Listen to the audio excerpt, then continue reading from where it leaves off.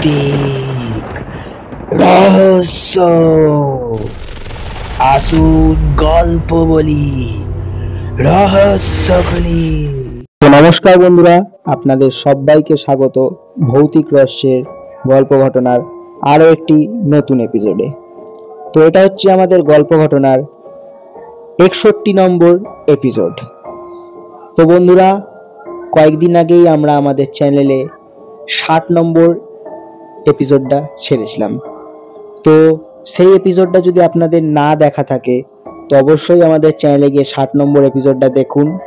ভিডিওটা আপনাদের কেমন লাগলো সেটা অবশ্যই কমেন্টে আপনাদের নিজস্ব মতামত জানাবেন। তো বন্ধুরা, আজকে আমাদের যে ঘটনাটি পাঠিয়েছে তিনি হলেন পুরুলিয়ার বলরামপুর নামক একটি গ্রাম থেকে অভিষেক দত্ত। তো অভিষেক দত্ত, আপনাকে অসংখ্য ধন্যবাদ ভৌতিক রহস্যের সাথে আপনার জীবনে ঘটে যাওয়া একটি ভৌতিক ঘটনা শেয়ার করার জন্য। তো অভিষেক দত্ত বলছে, নমস্কার ভৌতিক রহস্য, আমার নাম অভিষেক দত্ত। আমি পুরুলিয়ার বলরামপুর নামক একটি গ্রামে থাকি।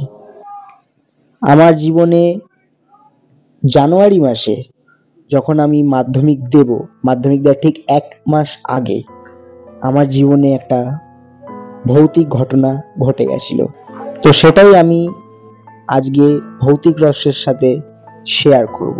আমার কাকু নাইট মুভি শো দেখতে খুবই ভালোবাসতো, আর আমারও কোনোদিন নাইট মুভি শো দেখা হয়ে ওঠেনি।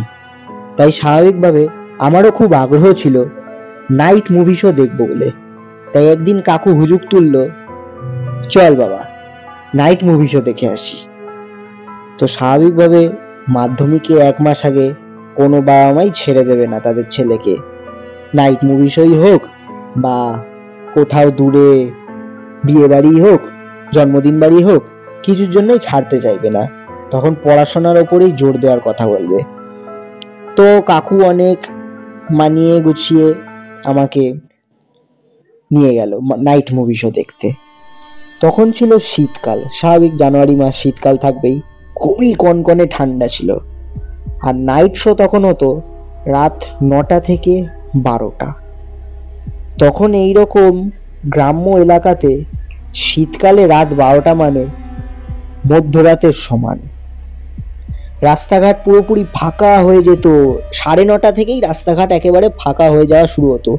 আমরা নিজেরাই বাড়িতে খাওয়া দাওয়া শুরু করে নিতাম রাত্রের 9টার মধ্যে।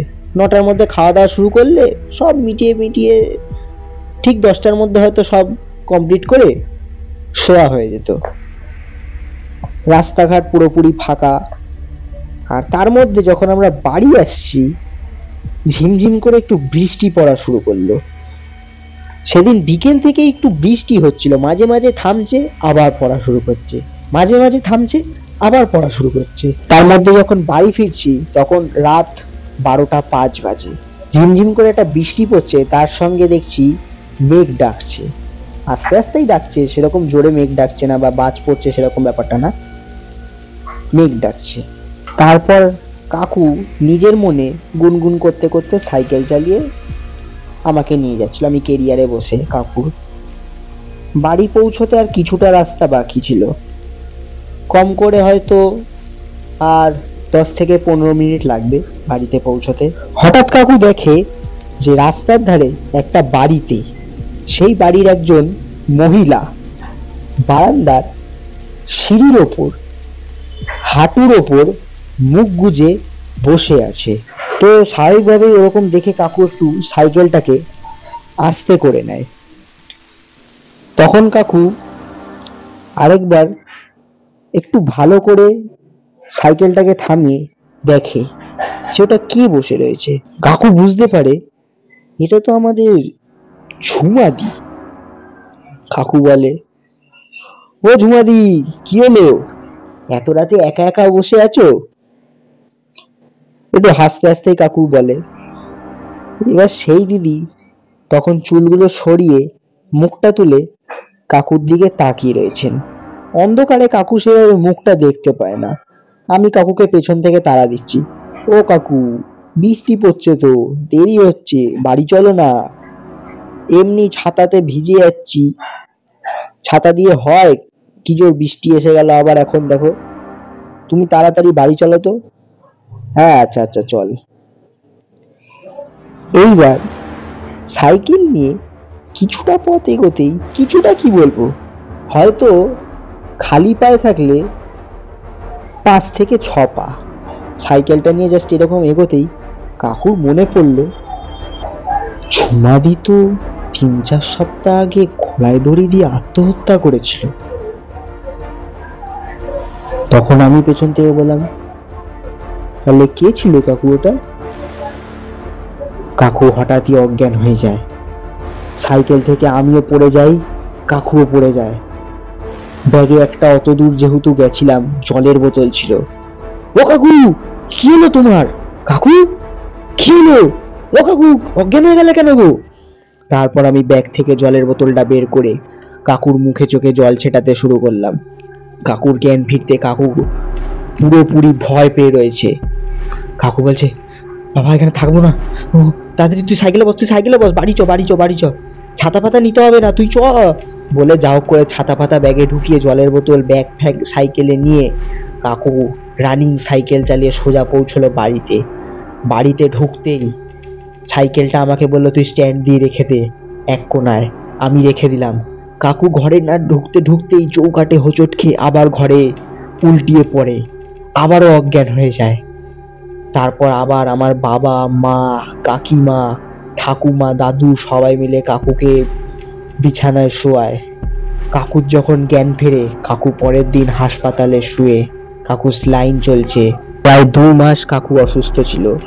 কাকু যখন অসুস্থ ছিল, আমি বাড়ির সবাইকে ঘটনাটা বলি যে সেদিনকে বাড়ি আসার সময় আমাদের সাথে ঠিক কী ঘটনাটা ঘটেছিল। কিন্তু যেহেতু আমার বয়স তখন 16, স্বাভাবিকভাবেই তাদের কাছে আমি বাচ্চা, আমার কথাটা কেউ বিশ্বাস করতে চায়নি। তারা বলে যে তোর কাকু সুস্থ হোক, তোর কাকুর মুখ থেকেই আমরা ঘটনাটা শুনবো, তুই আমাদের সাথে মজা ঠজা করিস না তো, এমনিতেই আমাদের মন মেজাজ ভালো নেই। তারপর 2 মাস পর কাকু সুস্থ হয়ে ওঠে। কাকু যখন সুস্থ হয়, কাকু সবাইকে সেদিনকে রাতের ঘটনাটা খুলে বলে যে আমি দেখেছিলাম ঝুমাদি বাড়ির বারান্দার সিঁড়িতে বসে আছে, কিন্তু সবাই জানে যে ঝুমাদি তো 3-4 সপ্তাহ আগে গলায় দড়ি দিয়ে আত্মহত্যা করেছিল। তারপর কাকুকে একটা ঠাকুর বাড়ি নিয়ে যাওয়া হয়। সেই ঠাকুর বাড়িতে নিয়ে গিয়ে ঝাড়ফুঁক করে একটা ফুল দেয়, বলে এটা প্রায় 1 মাস কাকুর বালিশের নিচে নিয়ে ঘুমাতে, আর একটা তাবিজ দেয়, সেটা প্রায় 1 বছর কাকুকে পড়ে থাকতে। তো ধীরে ধীরে সেটা করতে করতে কাকু একটু সুস্থ হতে শুরু করে, আর আমিও সেই ঘটনাটা ভুলতে শুরু করি। যেহেতু আমিও দেখেছিলাম, আমাকেও একটা ফুল দিয়েছিল, বলেছিল ওটা বালিশের তলায় নিয়ে ঘুমাতে। কিন্তু যেহেতু আমার ওপর কোনো শারীরিক এফেক্ট পড়েনি, তাই আমাকে কোনো তাবিজ দেওয়া হয়নি, তাবিজ একমাত্র কাকুকেই দেওয়া হয়েছিল। আমি প্রত্যেক দিন রাতে বালিশের নিচে ওই ফুলটা নিয়ে শুতাম। ধীরে ধীরে 1-2 মাস পর মাধ্যমিক দেওয়া শেষ হয়। তারপর পড়াশোনার চাপে আমি ঘটনাটা ভুলে যাই, কিন্তু ভৌতিক রহস্যকে এই ঘটনাটা জানাতে আমার ভুল হয়নি। তো এটাই ছিল বন্ধুরা আজকে আমাদের 61 নম্বর এপিসোড। তো ভিডিওটা আপনাদের কেমন লাগলো অবশ্যই কমেন্টে আপনাদের মতামত জানাবেন। তো বন্ধুরা, অভিষেক দত্তর মতো আপনারাও আপনাদের জীবনে ঘটে যাওয়া ভৌতিক রহস্যের সাথে ভৌতিক ঘটনাগুলিকে শেয়ার করুন। তো কিভাবে শেয়ার করবেন আবারও বলে দিচ্ছি, আমাদের চ্যানেলে যাবেন, ডেসক্রিপশানে ভৌতিক রহস্য ফ্যামিলি গ্রুপের লিঙ্ক দেওয়া আছে, তো লিঙ্কে জয়েন করে আমাদের পরিবারের সদস্য হয়ে যাবেন। তো সেখানে আপনার জীবনে ঘটে যাওয়া ভৌতিক ঘটনাগুলিকে শেয়ার করতে পারেন। বেশি কথা বলবো না, আবারও ভৌতিক রহস্য আসবে, আরও একটি ভৌতিক ঘটনা নিয়ে, আরও ভয়ানক ভৌতিক ঘটনা নিয়ে। তো ভালো থাকবেন, শুভরাত্রি।